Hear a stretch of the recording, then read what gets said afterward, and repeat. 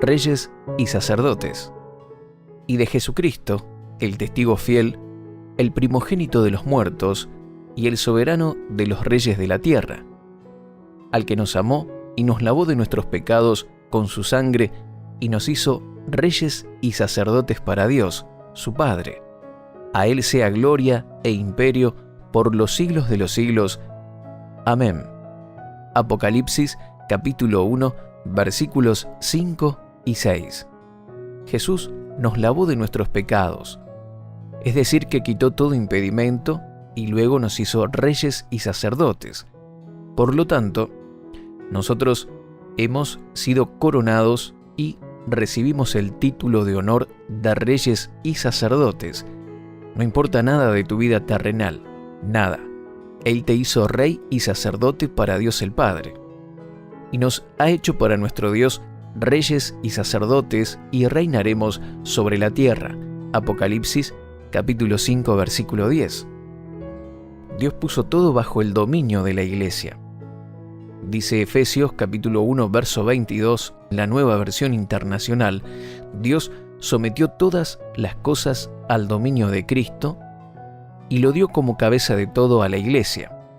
También puedes ver Efesios capítulo 2, versículos 15, capítulo 4, versículo 24 y Primera de Pedro 2, 9.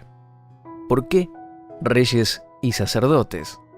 Estamos muy capacitados en ser sacerdotes.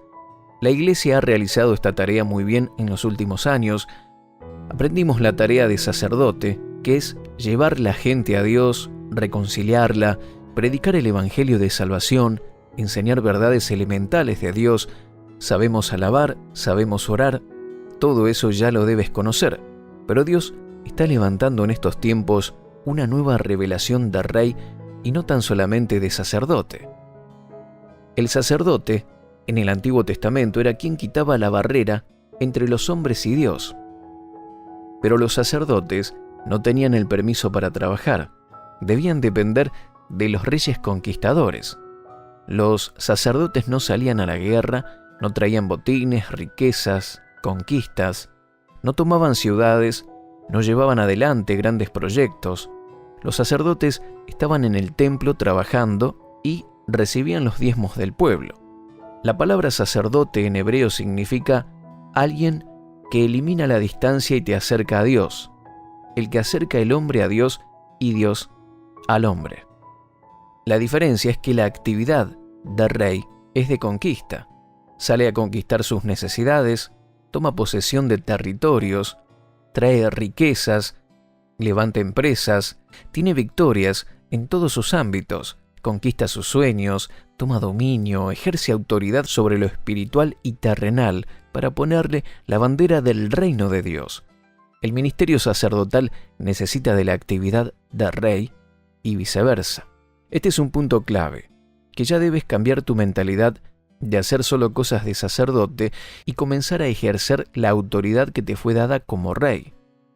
Todos los hijos de Dios la tenemos. No me refiero a llamados específicos que podamos tener, sino al título espiritual que todos los hijos de Dios tenemos y que podemos ejercer.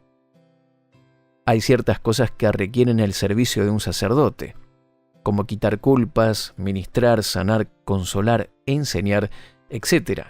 Pero hay otras cosas que requieren la unción de rey para tomar dominio del campo espiritual y luego del terrenal. Seguramente muchas cosas que no has logrado hasta ahora fue porque no supiste usar tu autoridad de rey.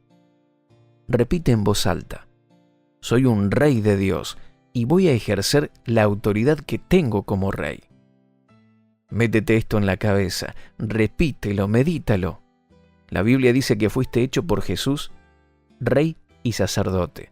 Primero rey, luego sacerdote. A continuación veremos cómo usar la autoridad de rey para conquistar por la fe. El método de la conquista.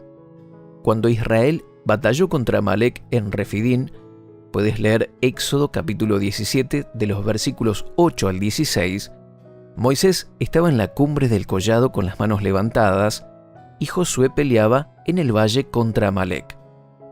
Y cuando Moisés se cansaba y bajaba los brazos, prevalecía el enemigo, pero cuando Moisés levantaba las manos con la ayuda de Aarón y Hur, Josué prevalecía en la batalla. Aquí vemos la importancia de saber actuar tanto en el campo espiritual como en el terrenal. Dios es quien da el triunfo. Proverbios 21:31. Es quien da la victoria sobre los enemigos y todo lo bueno que podamos recibir viene de Dios. Santiago 1:17. Sin embargo, nosotros también tenemos que estar en el valle peleando. Recuerda que cuando Moisés bajaba sus brazos, Josué perdía en la batalla. Eso significa que debemos estar siempre confiando en Dios.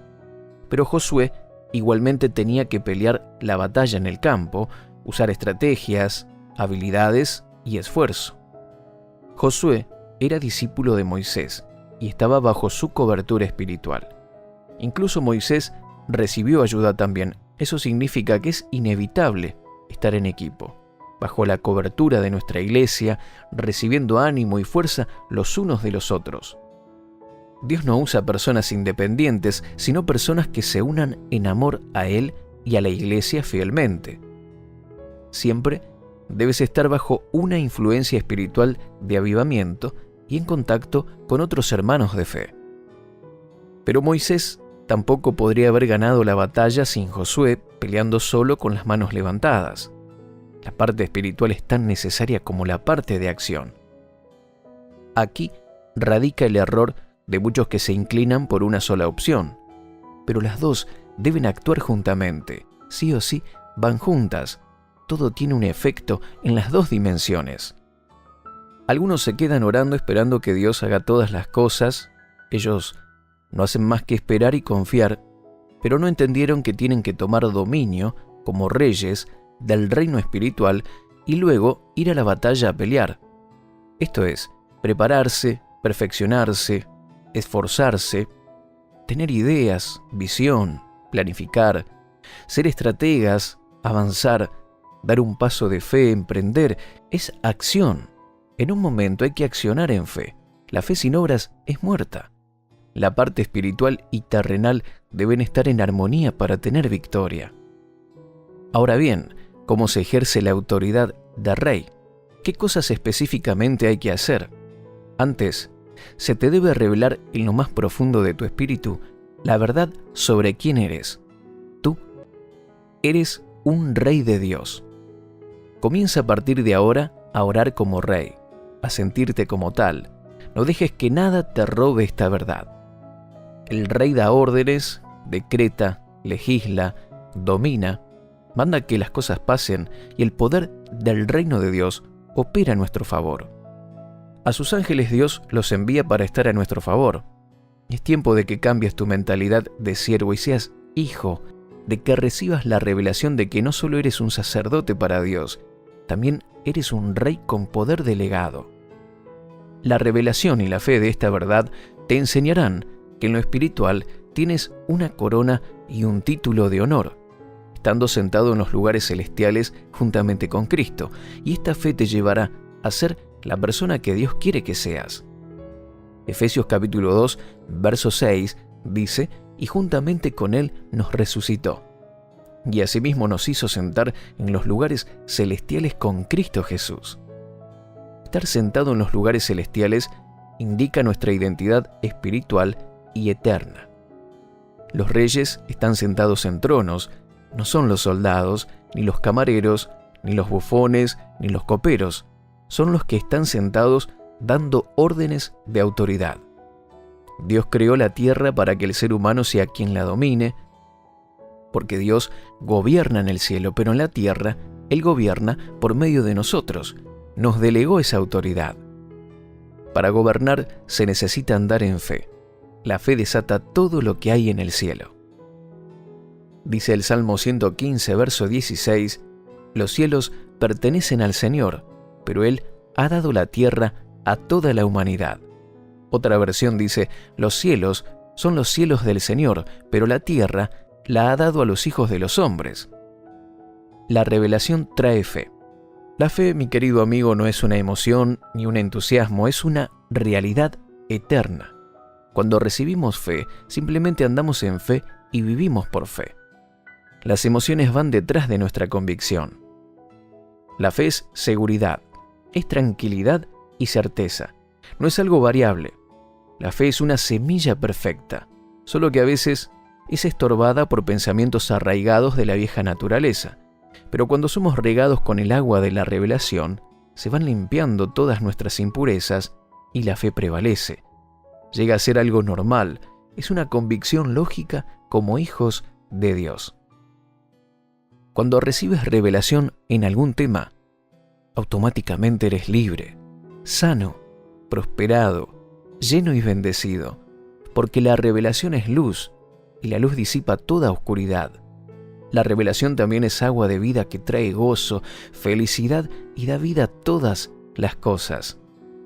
La revelación es vida y destruye la muerte. Es salud y elimina la enfermedad. Es sabiduría y mata la ignorancia. Es libertad y quita la opresión.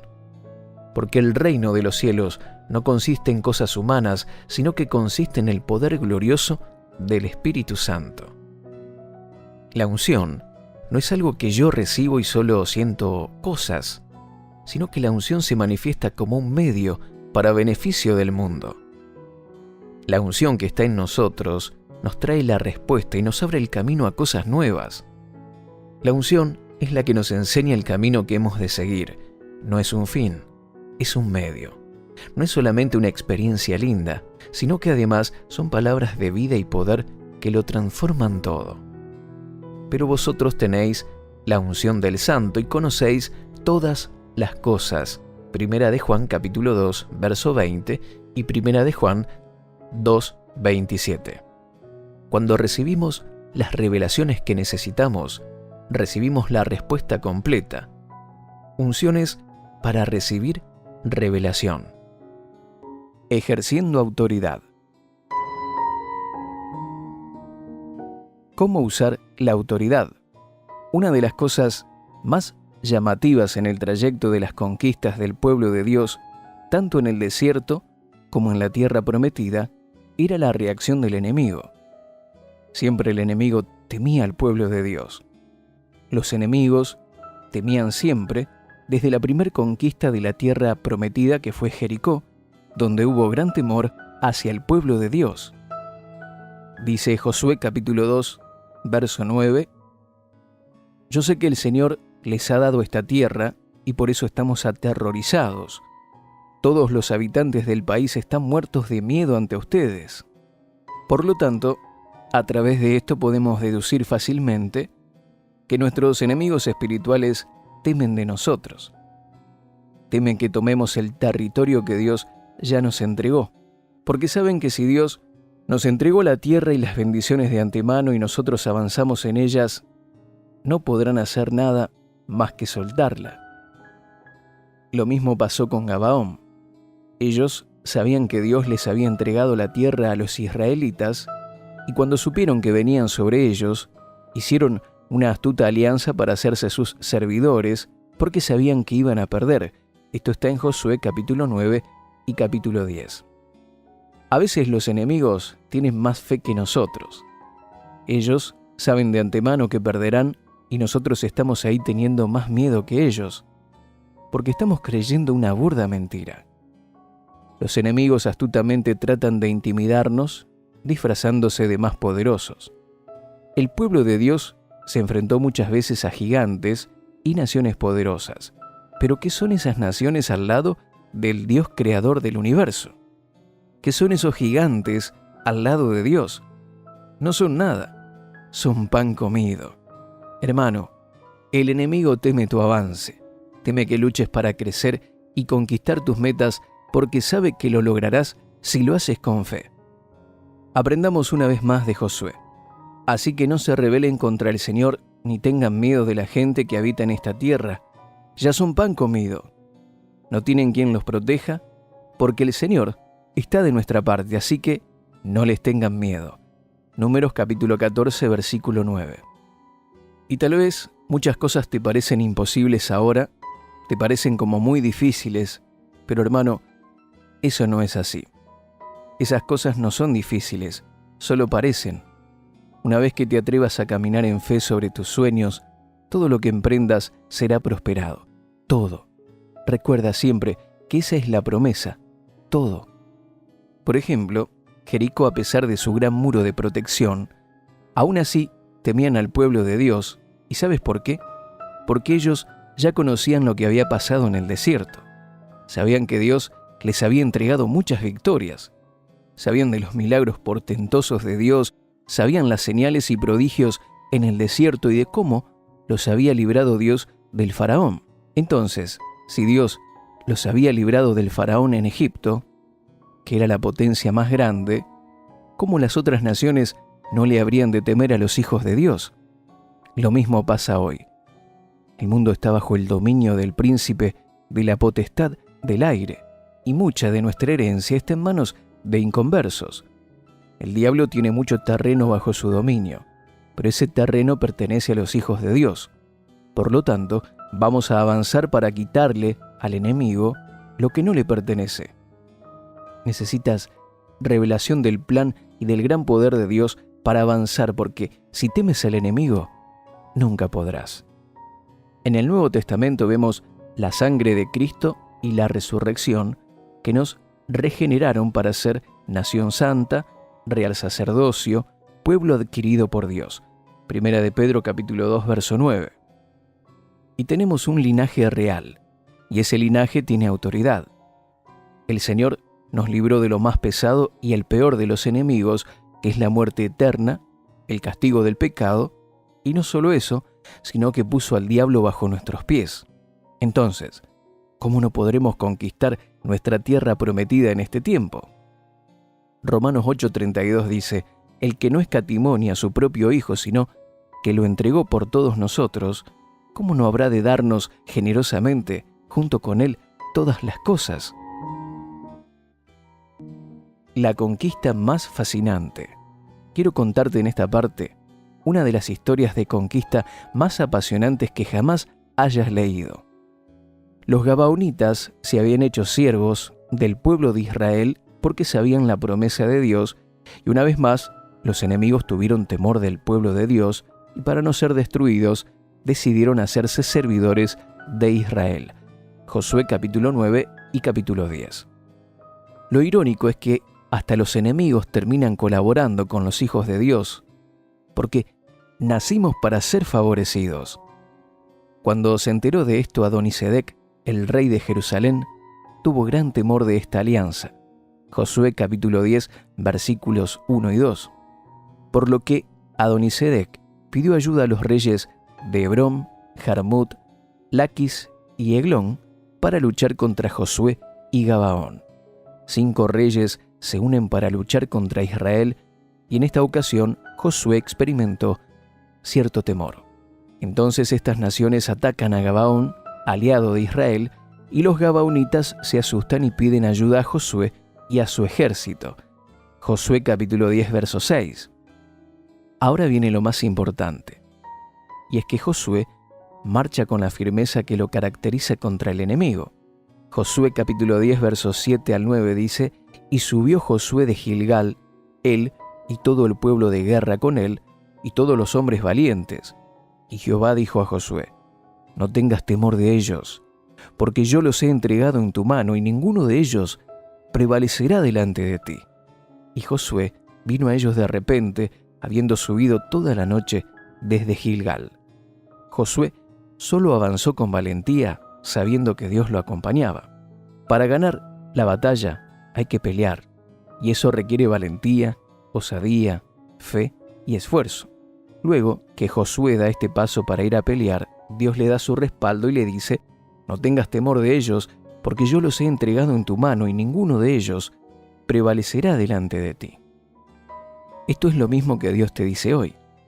Para lo que estés por hacer y emprender, para cumplir tus sueños, no tengas temor de ellos, porque yo los he entregado en tu mano, y ninguno de ellos prevalecerá delante de ti. Gloria a Dios. Es increíble las cosas que pasan cuando avanzamos en fe. Mira el milagro de Dios ahora. Y Jehová los llenó de consternación delante de Israel, y los hirió con gran mortandad en Gabaón, y los siguió por el camino que sube a Bet-Horón, y los hirió hasta Azeca y Maceda. Y mientras iban huyendo de los israelitas a la bajada de Bet-Horón, Jehová arrojó desde el cielo grandes piedras sobre ellos hasta Azeca, y murieron. Y fueron más los que murieron por las piedras del granizo que los hijos de Israel mataron a espada. Josué capítulo 10, versículos 10 y 11. La conquista de tu tierra prometida se hace luchando por fe. Dios hará su parte. Haz tu parte, mi querido amigo, y Dios hará el milagro. Amén. Da la orden. A partir de este hecho, observamos una de las manifestaciones sobrenaturales más impresionantes de la Biblia, y es la ocasión donde Josué detiene el recorrido del sol y la luna para que el día dure un poco más. Esta magnífica manifestación no provino de un clamor de un hombre desesperado, sino de alguien que tenía autoridad y dio una enérgica orden. Por si nunca te habías dado cuenta, Josué no pidió en esta ocasión, sino que ordenó. Mira el texto, Josué capítulo 10, verso 12. Entonces Josué habló a Jehová el día en que Jehová entregó al amorreo delante de los hijos de Israel, y dijo en presencia de los israelitas: Sol, detente en Gabaón, y tú, luna, en el valle de Ajalón. Aquí actuó la autoridad de un hijo de Dios sobre la creación de su padre. Los astros obedecieron a la voz de un hombre, porque el sol está hecho al servicio de la tierra, y en la tierra gobernamos nosotros, y como el sol debía seguir alumbrando, simplemente Josué le dio la orden que se detenga, y aquí vemos algo llamativo también. Muchos científicos pensaron que la Biblia estaba mal escrita, porque lo que se detuvo concretamente es la tierra. Sí, eso fue el obrar sobrenatural de Dios. Dios detuvo la tierra simplemente para que el sol no deje de alumbrar.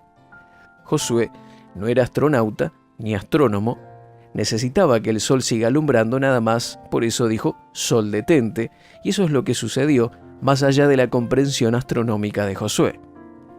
Él precisó algo, y Dios lo hizo. No importa que lo comprendamos, importa que lo creamos.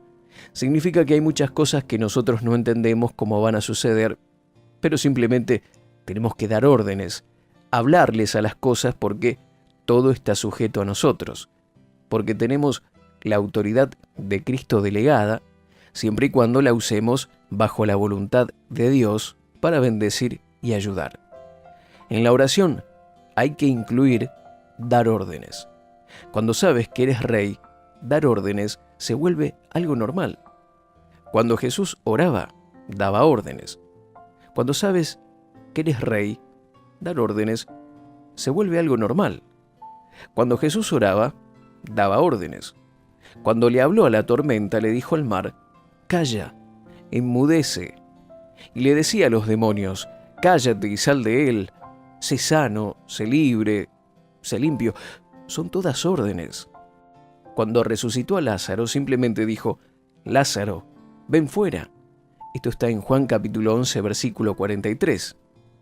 Jesús tenía un vocabulario de autoridad, y dar órdenes debe ser algo cotidiano. El Señor no imploraba sobre estas cosas, solo daba órdenes.